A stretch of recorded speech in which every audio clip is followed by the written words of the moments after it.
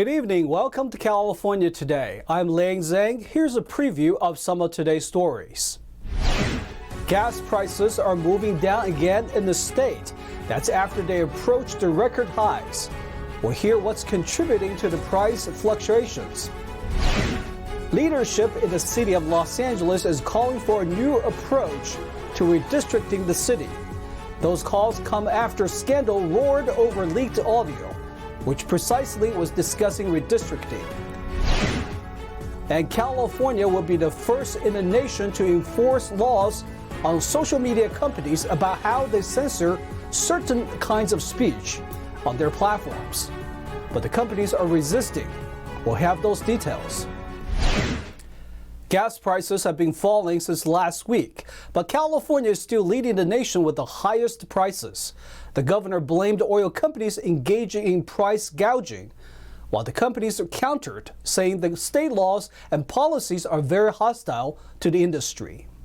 According to AAA, California's gas prices have dropped to an average of $6 even per gallon as of Tuesday. That's after reaching near record levels last week, but it is still more than $2 over the national average. Experts say that the spike in gas prices earlier this month resulted from refineries going down for maintenance in September, causing a shortage of the state's summer blend of gasoline. Governor Gavin Newsom directed the state's Air Resource Board to allow refineries to begin distributing the winter blend of gasoline earlier than usual to drive down prices. AAA spokeswoman Mary Montgomery told the Center Square that refineries coming back online and the winter blend being distributed is why prices are now, quote, dropping rapidly. Newsom has blamed high prices on oil companies engaging in, quote, rank price gouging. Earlier this month, he proposed a windfall tax on oil companies. When responding to why gas prices rose dramatically, several refiners claimed that the operating and regulatory environment for refining in California is the most expensive and hostile in the country. The Los Angeles City Attorney is calling for a special election for an independent redistricting commission. His announcement comes shortly after council members were recorded in a leaked audio making explicit racial comments while trying to redraw district lines in their favor. On Monday, Acting Council President Mitch O'Farrell stripped Gil Cedillo and Kevin De Leon of committee chairmanships and assignments. In the interest of transparency, I can share one logistical detail on these committee assignments. As it stands now, per council rules, a council member must remain on one committee. My office is ironing out these details and will provide full communication to my colleagues later today. There is no new news regarding any resignations. The move comes after leaked audio caught city council members making offensive comments towards Councilman Mike Bonan's adopted son. De Leon and Cedillo have refused calls to step down despite widespread condemnation that led former council president Nuri Martinez to resign last week.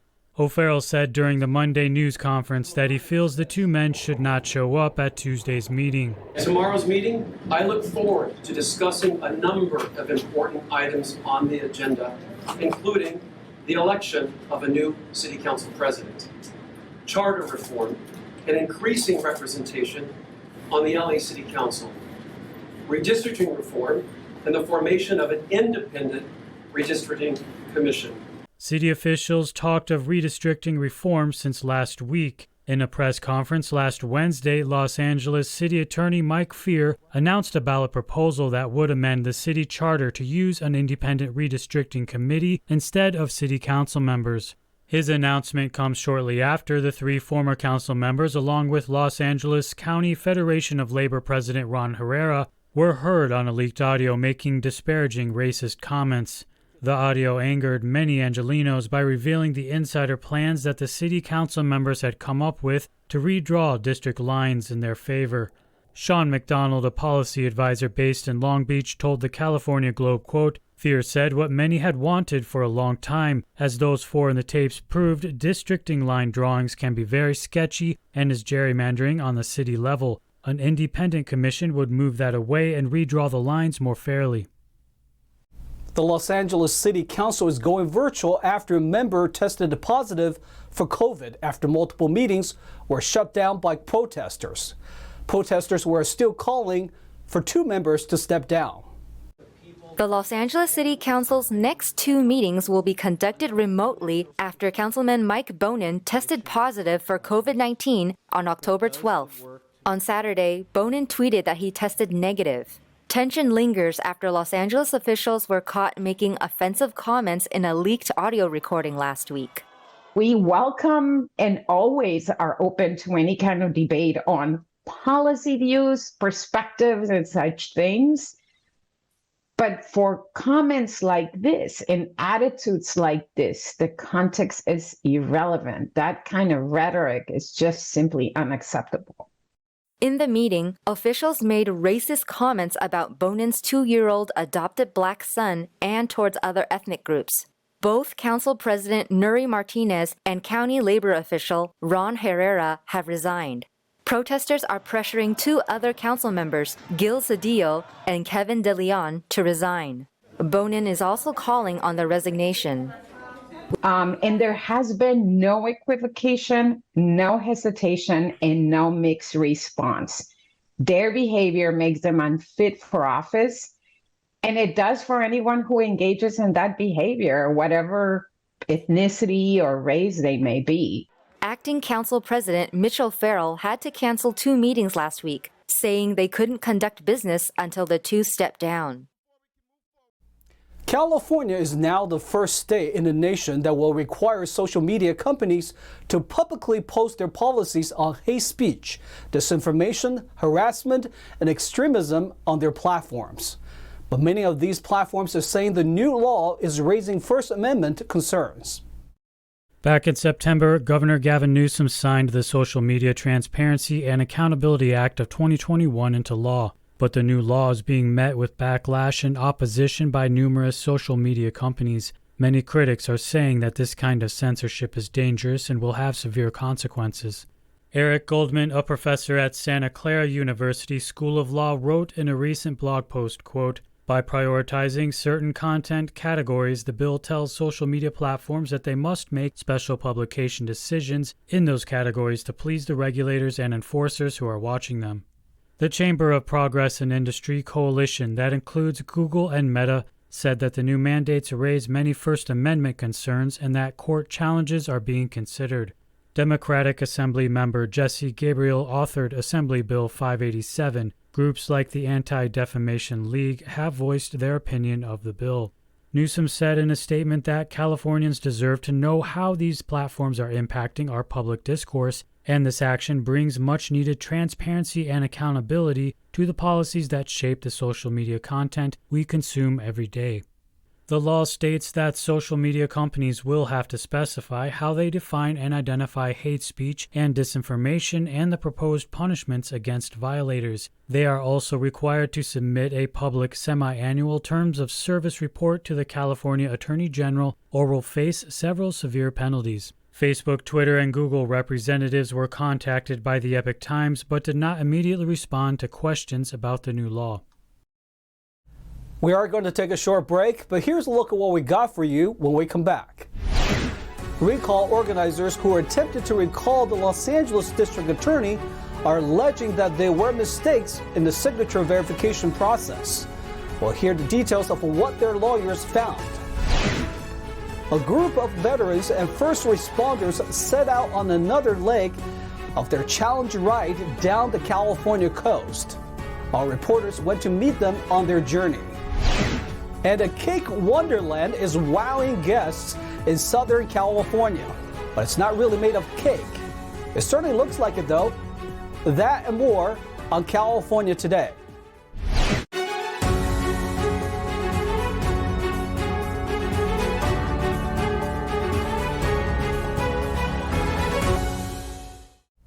After a second failed effort to recall the Los Angeles District Attorney, the campaign is filing an injunction against the county's registrar's office. They allege that the signature verification process was flawed. The campaign behind the recall effort of Los Angeles District Attorney George Gascon is claiming that the signature verification process was, quote, seriously flawed, resulting in substantial errors and the wrongful invalidation of many valid signatures. In a statement released last week, recallers said that their volunteer attorneys have been reviewing the invalidated signatures since September 6th. They found that 39% warrant, quote, clear, obvious, and legitimate challenges. But according to Dean Logan, the county registrar, the county's verification process followed all California laws and requirements. He said that almost 30% of the over 715,000 submitted signatures on the recall petition were, quote, found to be invalid. The recall campaign is seeking a legal remedy as early as this week. A pipeline operator has agreed to pay $50 million to thousands of people in Southern California, including fishermen, tourism companies, and property owners.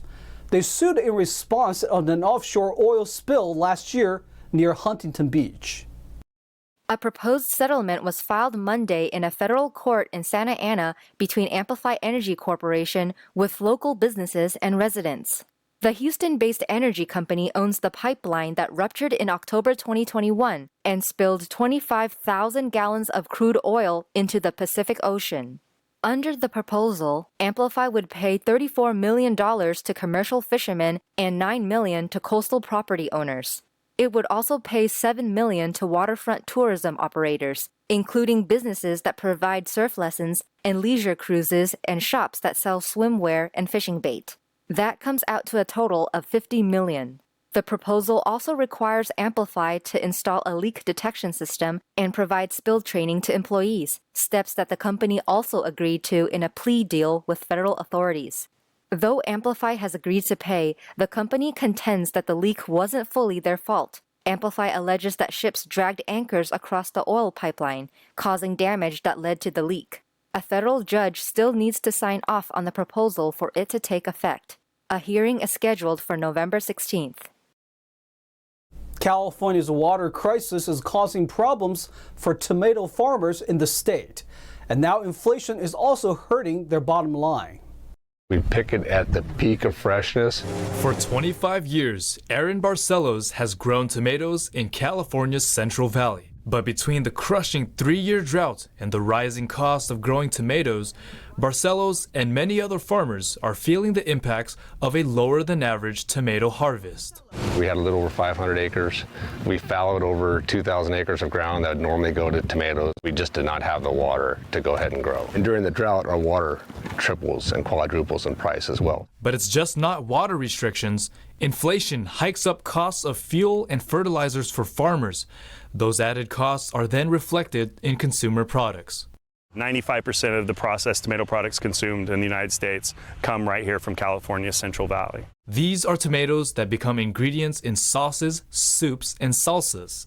The California Tomato Growers Association says its members produced about 14% fewer tomatoes this year than originally expected.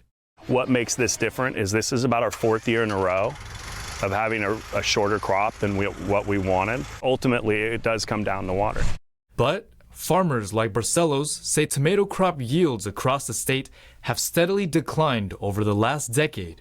We are seeing hotter streaks during the summer, more extremes between cool and warm, and I don't know what an average year is anymore. Right now, we don't have any acres scheduled for tomatoes for next year.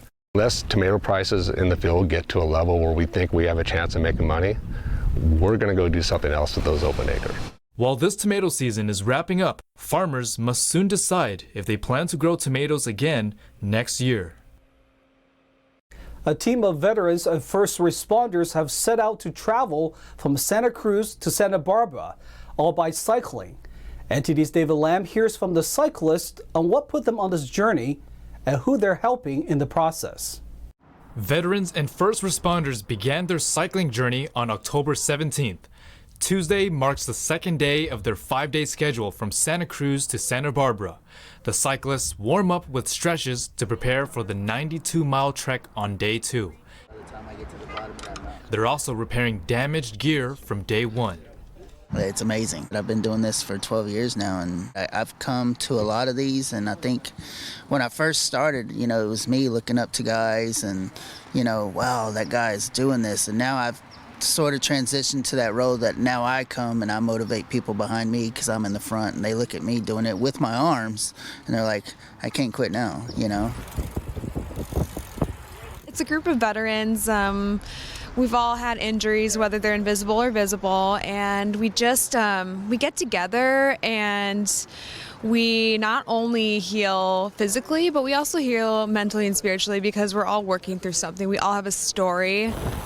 The cycling challenge is organized by the nonprofit Project Hero to help those heal from injuries, including PTSD and stress. This trip is over 300 miles long, drawing in cyclists from across the nation. A lot of people don't know that veterans and first responders deal with a lot of mental health issues, and they're afraid to talk about it. This was something that got put into my lap, and I found that it was letting the endorphins out. I was getting, not taking as many anxiety pills. I was, lowering my dosage on those, and amongst other things, just physically, improvements in my body and things like that.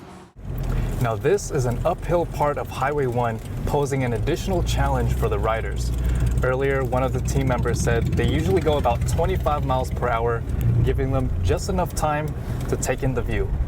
And we also have to work through those moments where we're like, oh, this hurts so bad. Can I do this? This is literally a mountain that we're climbing. We're going over Big Sur today, which is going to be insanely beautiful, but it's a lot. But the reward is definitely worth it. And after riding, 82% of them have fewer PTSD triggers, and 63% reduce or eliminate their medication. So it's a big program that really helps in the rehabilitation of wounded veterans. In order to make this journey possible, they need supplies, which are transported by truck, driven by a U.S. Marine veteran who survived leg injuries. Other veterans, sharing what we know, what works, what don't work, and knowing that I'm not the only one that has to go through that. I had 5 heart attacks, 3 stents, and now I ride around 20,000 miles a year on a bicycle. The veterans and first responders have a few more days to bike all the way down to Santa Barbara. And how are they going to do it? One day at a time, one pedal at a time. David Lamb, NTD News, California. If you have a sweet tooth, Cakeland may be just the place for you. Although it's not made with the real ingredients, visitors can still enjoy the sugar rush. Cakeland is an immersive art gallery in Los Angeles built to feel like a giant, dazzling, multi-layered cake.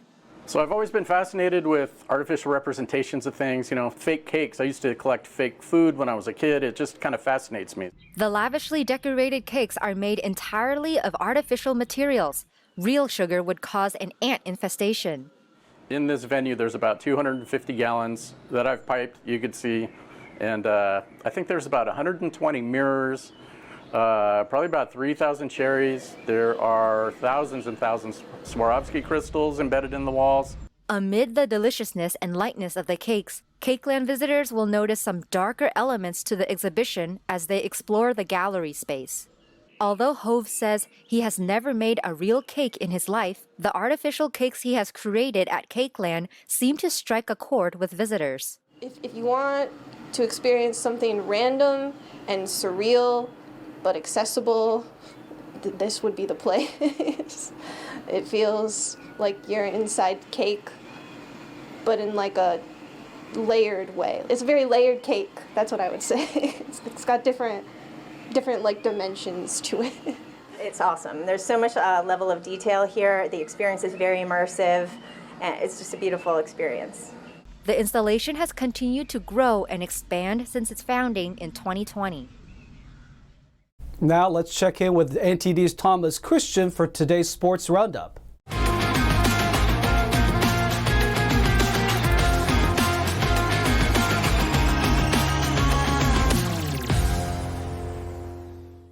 I'm Thomas Christian, giving you the California Today Sports Roundup.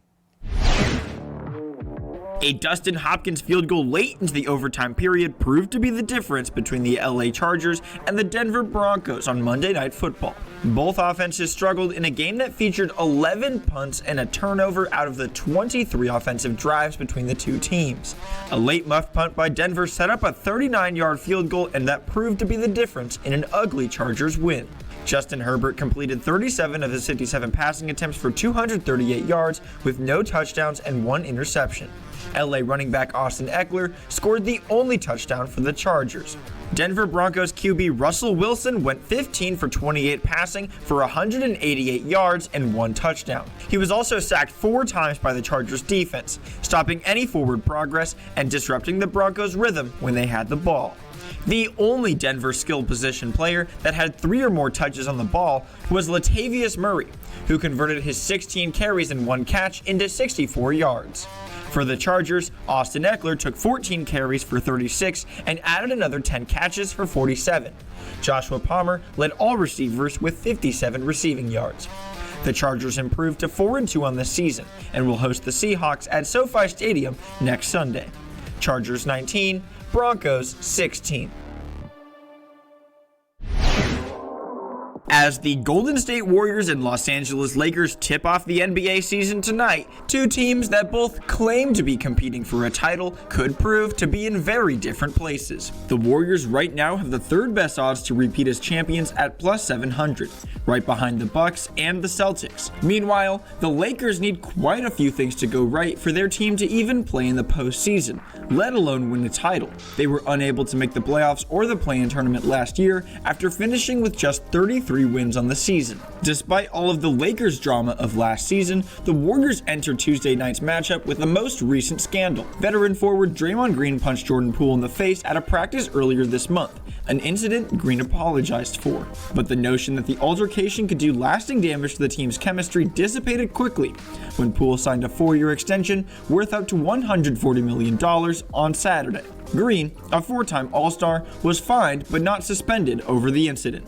Still, eyes and added media pressure will now be all over the Golden State locker room, something new for this Warriors dynasty. On the other side, all eyes will also be on LeBron James, who was 1,326 points away from passing Kareem Abdul-Jabbar as the league's all-time leading scorer, something he is forecast to do around the 49th game of the season. James, who is 37 years old, is entering his 20th season and coming off a campaign where he averaged 30.3 points per game, the 2nd highest of his career, despite the Lakers missing the playoffs. The Vegas odds are set at plus 1,800 for the Lakers winning an NBA championship in 2023. And that's all for the sports. That's all we've got for you tonight. We'd like you to join us again on California Today every weekday at 8:30 p.m. Make sure to check out our broadcasts on our California Today webpage. You can find it at ntd.com/California-today. You can also find all of our top latest clips there, ready to share with friends and family. Send us a message on Twitter, Facebook, or Instagram, or through our email, california.today@ntd.com. I'm Liang Zhang. Have a wonderful evening.